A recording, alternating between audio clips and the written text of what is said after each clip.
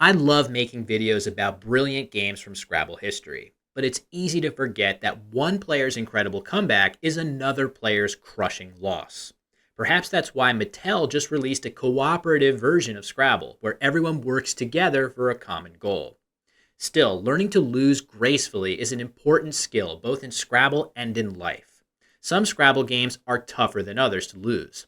There's one game from the 2007 North American Championship that stands out to me as the most heartbreaking loss in Scrabble history. In 2007, a slew of former national and world champions were in attendance to add to their trophy cases.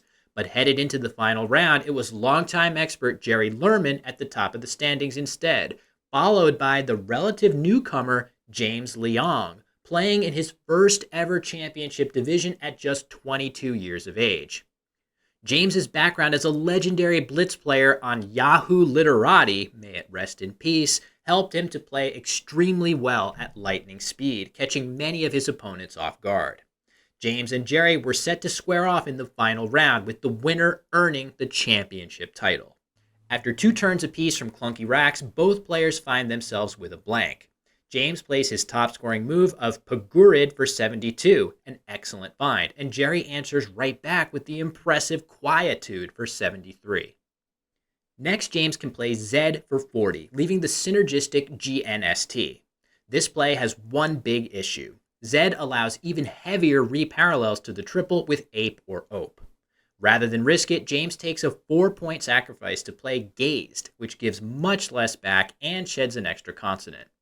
Jerry answers with his top move of Roke, using the Q a second time, and James underlaps it with Yup, scoring well and keeping good tiles.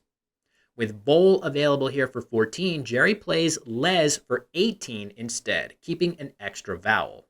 It's back to James, and note that an S has yet to hit the board.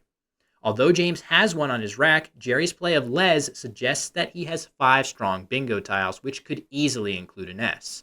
Rather than play a standard move of Frag for 29, James plays First for 30, taking the dunce hook before Jerry can use it himself and tightening the board further with a solid lead.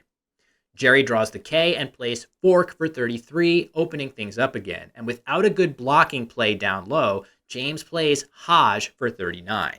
He could have played this for more points to the left, so why here? Well, James wants to cut off Jerry's plays to the middle triple that open even more space on the board. Really good positional play by James here. Jerry draws duplicates after Fork and plays Neg for 10, hoping for consonants and aiming for the R. James wisely blocks that area with Ment for a solid score. It's another good idea, though it leaves open bingos with R in early position. Jerry doesn't have one of those, and with 2 I's and 2 E's, he makes a great play here of Vile for 14, shedding both duplicates and setting up the Viler hook with strong tiles that include an R. Without an R of his own to block, James plays Binate for 27 to score well instead, going up by over 100 points. Meanwhile, Jerry finally connects and takes advantage of his own hook to play R signs for 69, his only playable bingo. In response, James can play Enow for 42, covering the upper right triple. The problem is that it leaves the lower right bingo lane untouched, and it opens an E that Jerry might use to play high-scoring 8-letter bingos. So James plays Fawn instead, blocking the rightmost column to stop Jerry from bingoing. Fawn does have a chance of being answered with a devastating X play, but Jerry hasn't drawn it, and instead plays by far his top move of Cram for 40. Undoubling his C's and perhaps trying for an 8-letter bingo ending in IC with an I left on his rack. James continues to defend as best he can, playing Woe for 20 to block the R of Fork. The only remaining bingo lines on the board are extremely weak, 8s ending in C or 8s starting with K. Jerry is running out of time, both literally and figuratively, thanks to James's speedy play. He has some ideas to open space on the board here, including Woe for 12, setting up the 2 hook, but James will often have ways to block it. Searching for something even better, Jerry realizes that he has a way to create a truly brilliant setup. Way for just 6 points. This play hinges on the validity of Tway. With the only remaining T on his rack, Jerry threatens a massive follow-up move, and the positioning of the H and J of Haj make it impossible for James to fully block the spot. This is an amazing move that gives Jerry a fighting chance to win this game and by extension, the championship. James now has a brutal decision to make with the tournament at stake.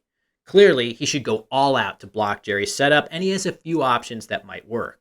Heroic for 12 points, Oi for 18 points, or High for 27 points, all at least attempt to obstruct the setup. So, which of these does James play? None of them. He completely ignores the spot and plays Hoys for 45. This move looks crazy at first glance. Totally ignoring Jerry's giant setup? How could that be right? But when you take a closer look, it makes perfect sense.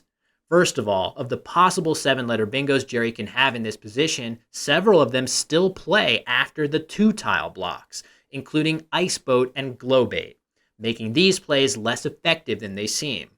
High also allows Aloetic and Exotica to still fit hooking Kai.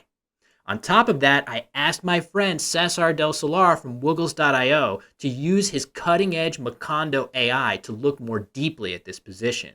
It turns out that when Jerry has or draws the X, he'll often have strong endgame sequences consisting of a 6-letter word hooking Tway, following up with either Axe or Xi to score 100 points in 2 turns.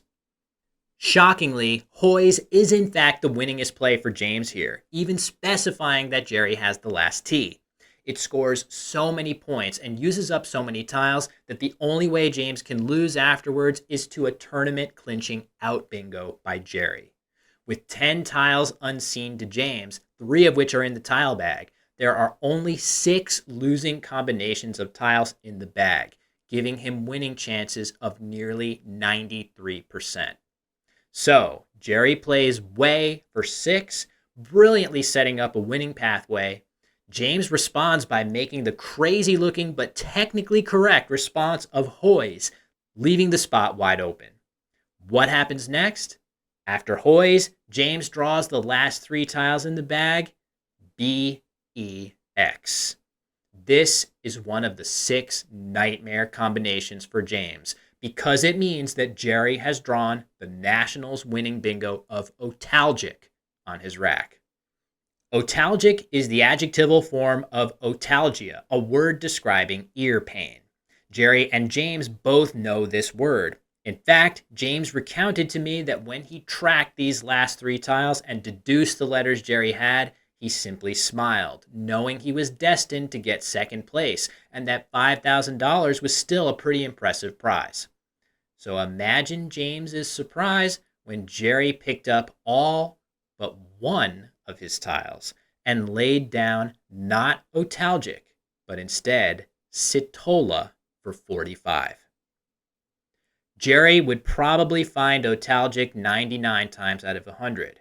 Whether it was due to the pressure of the moment, the pressure of the clock thanks to James's fast pace, or just regular old human fallibility, this was that one time in 100 for Jerry to simply miss the bingo on his rack.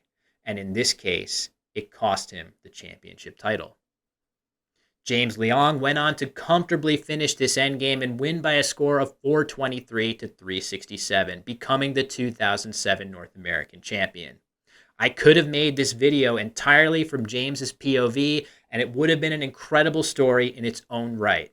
A complete underdog coming from nowhere as the 32nd seed in a field with 8 former champions to win North America's most prestigious event. In years to come, he would prove that he was no fluke, winning a slew of other huge regional events and ascending to a peak ranking of 4th in North America amidst other legends of the game. But it's Jerry's story that sticks with me. Yes, seeing Jerry brilliantly set up his winning move only to miss otalgic is incredibly heartbreaking. But this game is about so much more than that. I have a distinct memory of watching the award ceremony several years after the fact. I remember hearing Jerry's name called and seeing him running up to the podium with a huge smile on his face.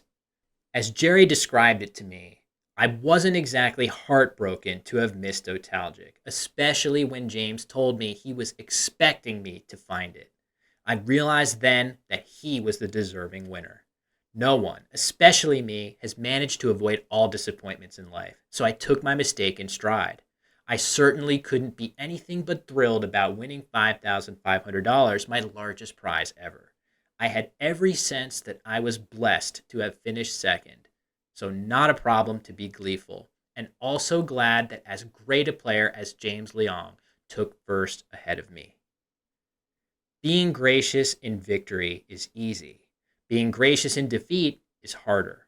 Being gracious after that defeat is nothing short of incredible on Jerry's part. To this day, I think about this game a lot, and when I do, it does break my heart more than a little bit.